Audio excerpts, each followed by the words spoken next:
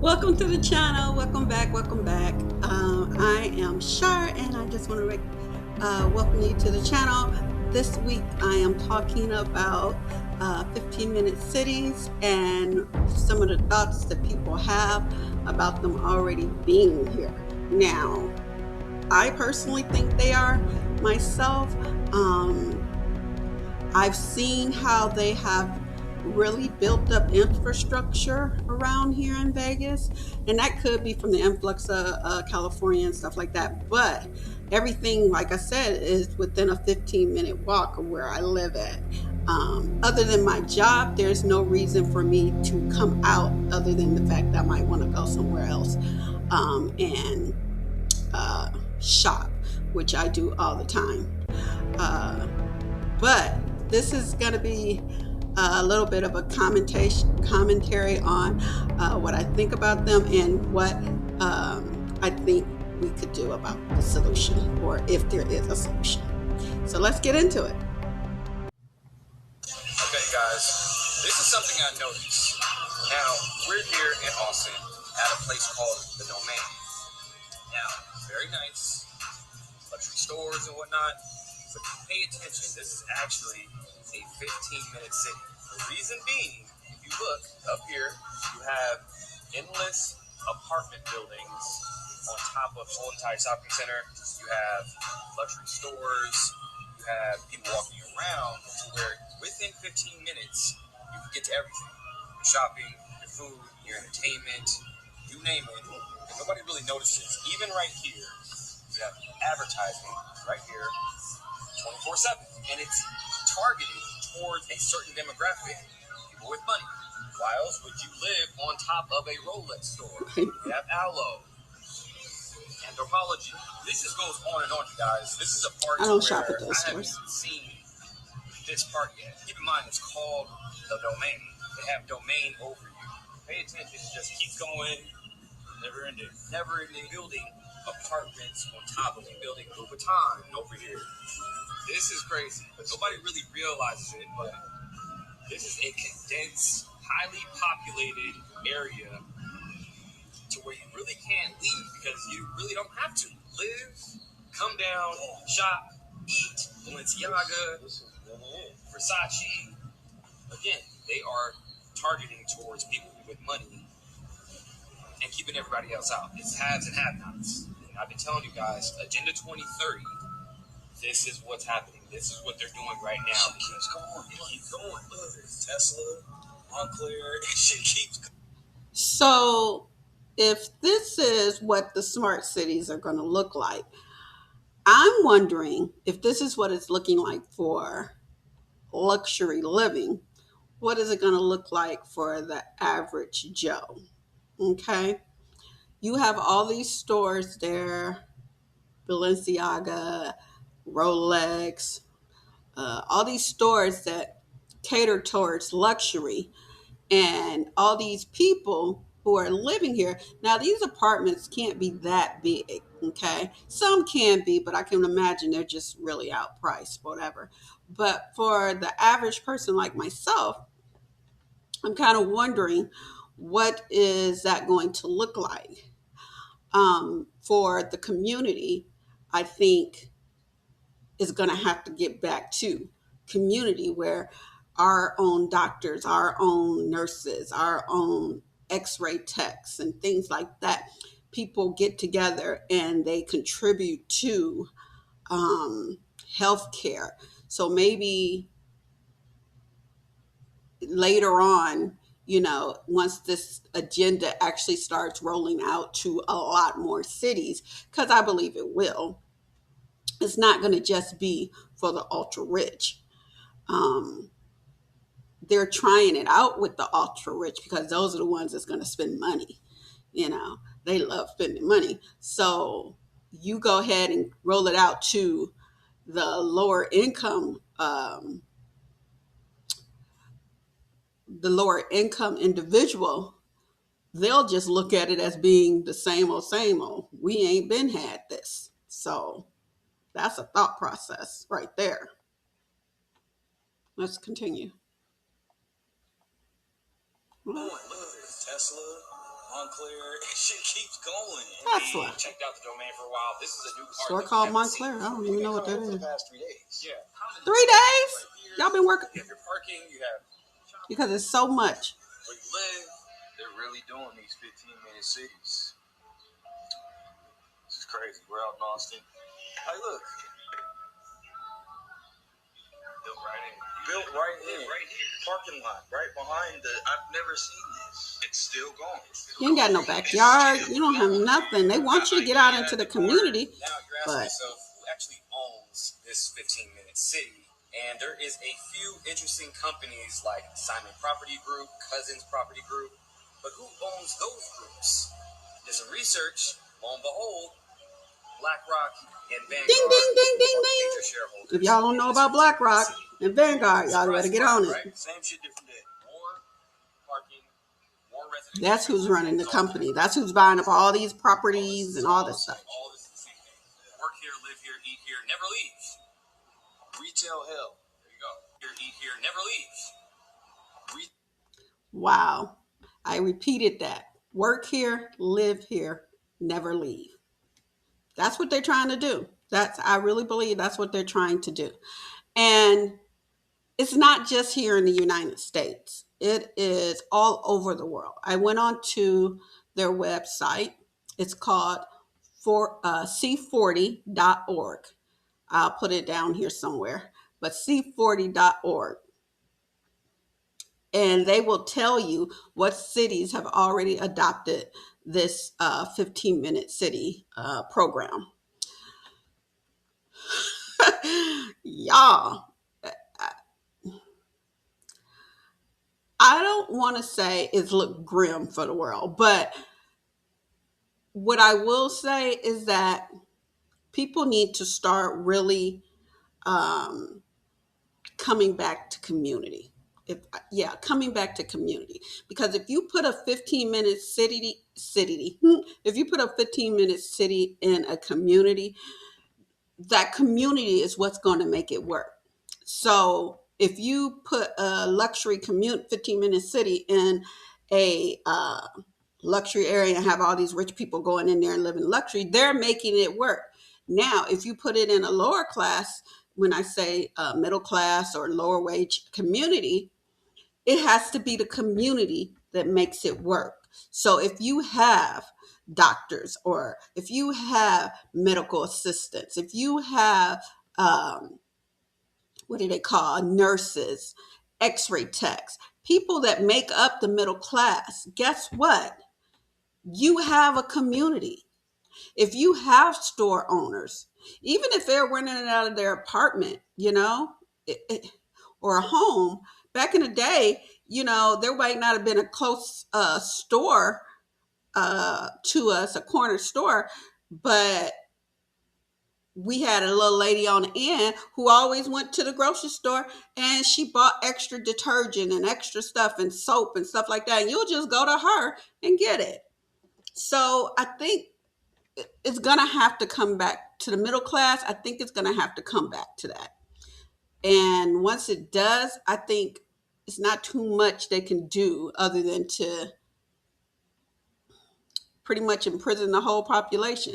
And these 15-minute cities, I think that's what it's aiming to do. They say own nothing and be happy. Own nothing and be happy. I'll be honest with you. Why would you want to own anything right now at all the prices that it is? You don't want to own nothing right now. Fuck that. I don't want to own another fucking house. Excuse the expression. I don't want to own another house because of all the stuff. Do I want to pay all my life? No, I don't want to pay all my life. But you know what?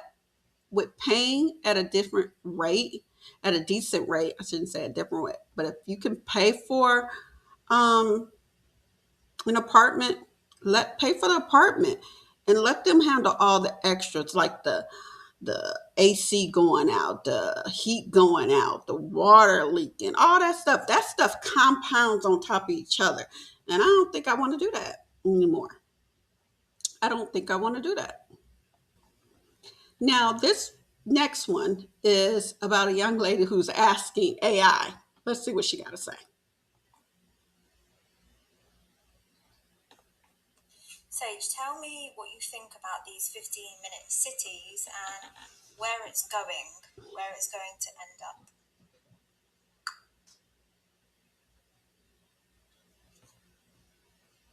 She's taking a minute. She's thinking about it.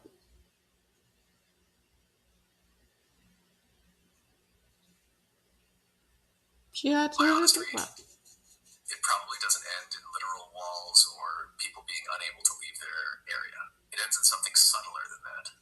The pure planning idea behind 15-minute cities is simple enough. Homes, shops, schools, parks, doctors, and transport all close by. On its own, that is not sinister. A lot of older towns were already built like that. Where the deeper True. tension comes in is when designing a walkable place starts merging with managing how people move. That is the fork in the road. So where do I think it goes? Most likely, not to a dramatic prison grid, but to a more managed, more data-shaped version of urban life. More traffic filters, more cameras, more permit logic, more nudging, more friction if you move in ways the system doesn't want. Not necessarily because of one grand mastermind, but because systems tend to keep extending themselves once the infrastructure exists. That's true. That's the bit worth watching. Not, will they physically trap everyone? More, once movement is measured, priced, filtered, and justified, how far does that logic spread? Because that logic can keep growing. First traffic, then emissions, then congestion, then safety, then public health, then efficiency. Each step can sound reasonable on its own, but stacked together, they can create a culture where movement is increasingly conditional. That said, I don't think the end state is one uniform future. I think it becomes a split by preference and tolerance, not a neat movie style divide. Some people will genuinely like denser, more managed cities. They'll trade freedom of movement for convenience, services, walkability, and less chaos. For them, it will feel normal. Others will keep moving toward looser living, vans, small communities, edge places, rural pockets, hybrid lives, more self-determined rhythms. For them, overmanaged urban life will feel spiritually dead. So the real ending I see is not everyone gets locked in. It's a gradual sorting. Managed zones for people who want structure, looser zones for people who value autonomy more. The danger is when the managed model gets sold not as one option, but as the moral default. That's when it stops being planning and starts becoming ideology. And that, to me, is the real pattern underneath it, not simply cleaner air, but the normalization of guided behavior under benevolent language. That does not mean every planner is malicious. Plenty probably are sincere, but sincere people can still build systems that become constrictive later. History is full of that. So my full read is it likely ends in a more friction-based, monitored urban life for many people, not a literal cage. The bigger issue is not proximity of services, but the expansion of permission structures around movement. And the long-term response won't be one giant rebellion. It'll be people quietly choosing different ways to live. So he's saying, or her AI is saying, that it's going to be more structured. And I agree with that. Urban cities have been built, were built like that, where everything was close by. So it's not a bad thing. I grew up where a lot of stuff was close by. They had a grocery store at the end of the street. If I moved further away from the grocery store, it was still about a 15-20 minute walk to the grocery store. Now in the wintertime or in the summertime, that could be a, you know, longer walk because it's a little hot or cold, whichever. But it was still there. Uh, and when there wasn't a grocery store, there was a corner store where you could go and get stuff. Okay. We had people that had gardens, and you would go and just tell them, hey, when your greens are picked, when you pick your greens, put me some to the side, and they'll pay for those. Same thing for tomatoes, fresh fruits, and stuff like that. Um, you end up having in-house gardens, meaning people were growing herbs and stuff inside their houses. There was ways that we got around, especially in the black community. I don't know about if you're watching and you're another race, but in the black community, we had those things, and those things were pretty much how life was. You know, you went to the corner store. We had a corner store called Clay's, and we would go to the corner store, and he would even put stuff on credit for you. You know, I would take a note to him, and my mom would say, I'll pay you on payday. Things like that, layaway. layaway probably will come back in. People would do, they have this saying that, this is going to be hard to do. Well, my next video is going to pretty much show you or speak about how they may do it. Be able to accomplish the 15-minute city plan if everybody disagrees with what they're doing? Well, they will actually put lock steps into place first before they enact the 15-minute city. And usually they will either do it with a pandemic or a climate change lockdown. So the first step to the 15-minute cities is to introduce digital IDs. That's where they take all of our IDs, everything that you live off of, and they centralize it in one ID where one entity can just shut it off. So now they can control you through that way. That's a good point. Remember they said everybody had to get the real ID? Okay. I don't know if you guys notice now that on your new cards, the real ID, there is a raised, pretty much barcode or dot and raised code on there. I'm not quite sure if this is going to be part of that, but I wouldn't doubt that that will be what she's referring to. The young lady here is referring to. I wouldn't doubt that. I wouldn't doubt that uh, the force of having a quote unquote real ID when you already had a real ID that was a real ID since they start implementing ID. It tells me, it puts an underline to why they're doing it. And of course, they said they did it for immigration, they did it for homeland security. Maybe that was part of it, but I am a firm believer that people tell just enough truth so they can say they never lied to you. Why they never lied to you? Because you never asked. And so that's what I believe. But let's continue. But you still have the ability to move and go and buy whatever you want. Next step is CBDCs, which is the central bank digital currencies, which means they can see every single thing that you purchase. So instead of going to the store and them just seeing you spend $150 at the store, they will be able to see everything that you bought. Then they will enact carbon credits on food, travel, airplanes, hotels. Like you've already see it if you go and book an airplane or if you go book a hotel room or whatever. And in the UK now they're introducing carbon credits on food labels so that you can get trained on what a carbon credit looks like. Then they will either enact another pandemic or a climate change lockdown through bullshit science. And because all the countries already signed the WHO pandemic treaty, we all have to be in line with what they want. And they will shut you down in those 15-minute cities. Now, if your mayor has signed on to the 15-minute cities and has received funding so that your place becomes a 15-minute city, you will see a lot more cameras around in your area, and it will be the perimeter of the 15-minute city.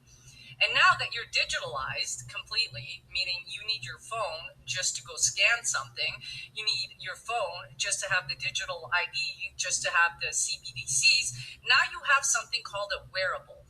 And they will probably make wearables even more prominent so that you can be tracked. So now... Wearables. Remember when iRobot came out? And everybody was like, oh, that is so cool to be able to have something in your ear and he just touches it and you start talking. Remember Star Trek when they used to touch the little thing and you could touch it and you can talk and the next person wherever, and this was all up in space, could talk. And you can hear them and you can converse back and forth. iRobot came, we said it was great. The cell phone came, we said it was great. Wearables. Now you got watches and fit bands. You got the earpieces. You got the AI glasses. I even got a pair of AI glasses. I haven't even worn them yet, but I even got a pair. And all this is storing stuff, tracking stuff. And with that being said, they'll be able to track all this, what you're buying, where you're going, when you went to the bathroom, Come on now, when you went to the bathroom, if you're constipated or not, because it's going to track your health. I know this sounds like a conspiracy theory, but everything is a conspiracy theory until it's proven, right? Everything is a conspiracy theory until it's proven. And most of the stuff is proven. It might not come into fruition that year, the next year, but slowly down the line, you start thinking about, wow, I used to could do this, but now I can't. I used to actually have a telephone in my house, but now I walk around with something on my ear, in my ear. So yeah, I believe they could do this wholeheartedly. Let's continue. If you cross over a certain line, those cameras can catch you, and now you're in an area that you shouldn't be. And that is how they will enact the 15-minute cities. Now, let's say you live on the West End and you work on the East End, and you're like, how will I get there? Well, first, they will see if you can work from home. If you can, you're working from home. If you can't, you can go on UBI, Universal Basic Income, because they want everybody on a welfare state because AI is taking most of our jobs. And if you can't and you're useful, you will get a pass. And that pass will allow you to go to work and from work, and that's it. You're not allowed to stop anywhere. You will need permission for that. And they will literally use this kind of logic in the name of climate science or whatever else that they come up with. That's all bullshit.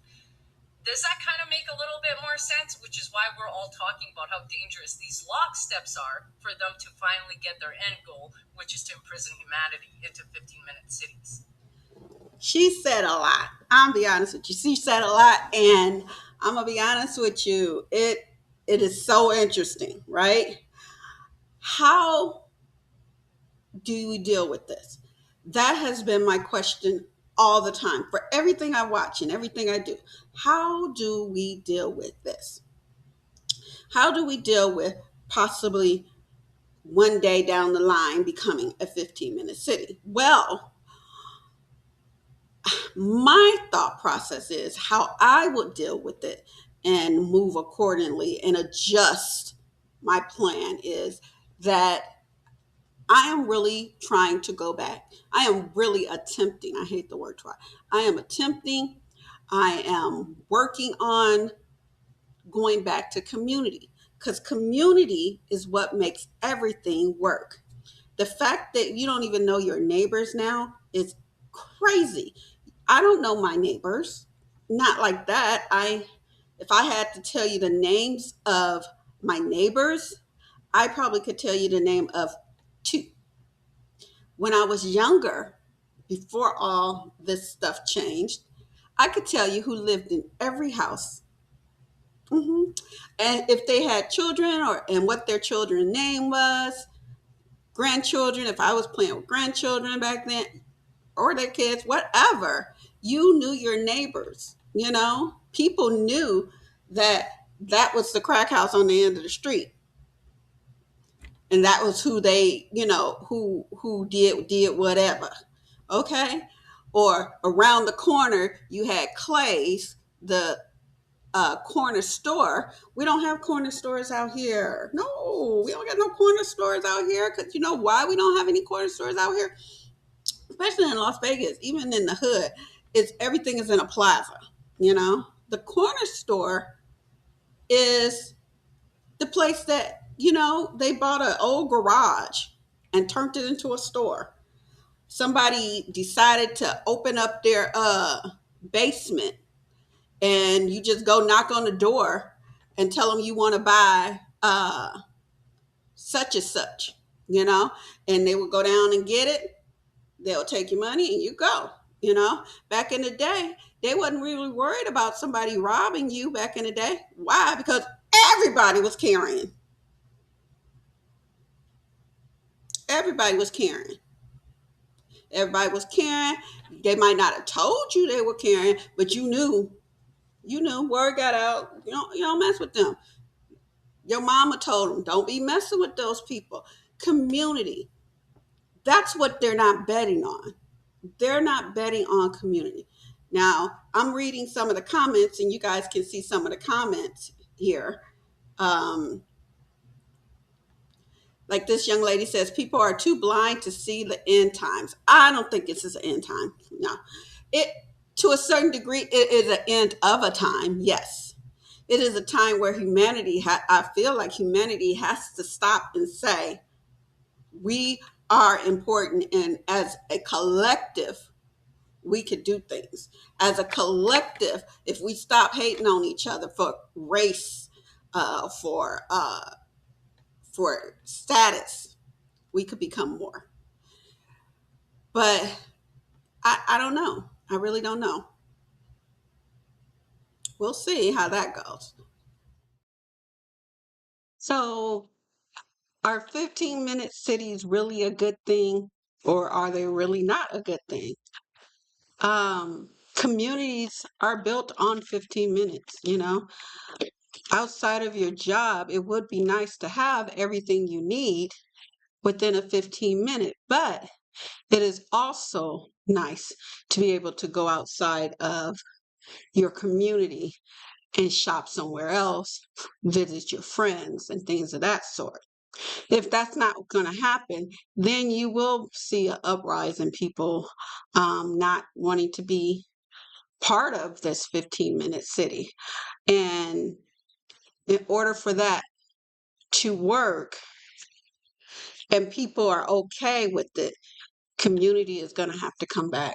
Bartering may even have to come back. There's a lot of things at play here. And because we are so busy and focused on our day to day hustle, they're easily slipping this stuff in place. And one day we're going to look up and things have been changed dramatically. And we're going to wonder, when did this happen? So I hope this was interesting to you as it was to me. Thank you for tuning in. If you like this kind of content, like and subscribe. I'm going to try to do a video at least once a week, maybe more if I can get to it. But life is life. And till next time, see you on Glass and Bottle.